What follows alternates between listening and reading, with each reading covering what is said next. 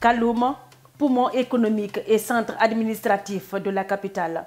Depuis 7 heures, les citoyens munis de leur carte d'électeur prennent d'assaut les différents bureaux de vote. À l'entrée, un lavage des mains s'impose. En présence de l'ambassadeur des États-Unis en Guinée, ces Guinéens s'acquittent de leurs devoirs civiques.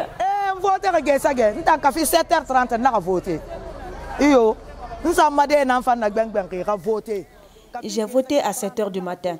Je suis venue accompagner mes enfants pour qu'ils votent aussi. Moi, j'aime voter parce que je participe ainsi à changer les choses dans mon pays. En plus, ma carte d'électeur me sert beaucoup comme complément de dossier. Pour ces raisons, je suis très heureuse de voter. D'ailleurs, j'ai été l'une des premières à donner ma voix. Saran Diawara, la soixantaine révolue, a tenu à faire le déplacement malgré son état de santé. Pour cette mère de famille, ce vote est plus qu'un devoir. Mariée par force à 13 ans et victime de l'excision, elle veut changer les lois du pays pour sauver la jeune génération. Pour Saran, ce référendum est une occasion à saisir. Nous avons deuxième année, troisième année, J'étais en troisième année et j'avais 13 ans lorsque mon père m'a donné un mariage forcé. Après mon mariage, j'ai été envoyée en Égypte auprès de mon mari. J'ai eu des filles et je veux les épargner, cette souffrance. J'ai aussi été excisée avant d'avoir 10 ans. Avec tout ce que j'ai vécu, j'ai le droit de voter pour que la Constitution change et que les futures générations soient épargnées par ces mots. Ceux qui s'y opposent ne comprennent pas que les Guinéens souffrent, sinon ils allaient nous soutenir dans ce combat. À l'image de Kaloum, les bureaux de vote des communes de Dixine et de Matam ont connu une grande affluence.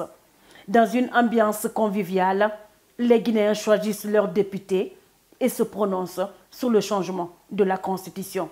Un double scrutin attendu depuis des mois par bon nombre de citoyens. Depuis le matin, il n'y a pas de violence, il n'y a rien. Ça se passe très bien, dans les meilleures conditions. Je suis très content, je serai, franchement. Pourquoi? Parce que vraiment, tout un chacun veut que Par exemple, nous quand même, nous voulons que les élections se passent dans les meilleures conditions. Et puis c'est comme ça que ça se passe. Vraiment, nous sommes très contents. Et nous remercions le peuple de Guinée, plus précisément le professeur Alpha Condé, parce qu'il a organisé le scrutin, franchement, que vraiment presque tout le peuple veut. À 18 h, les bureaux de vote ferment. L'heure est au premier dépouillement. Oui. Non.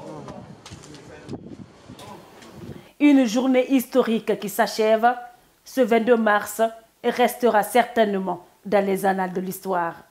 Une élection plusieurs fois repoussée, son épilogue est pour certains Guinéens une véritable leçon de démocratie.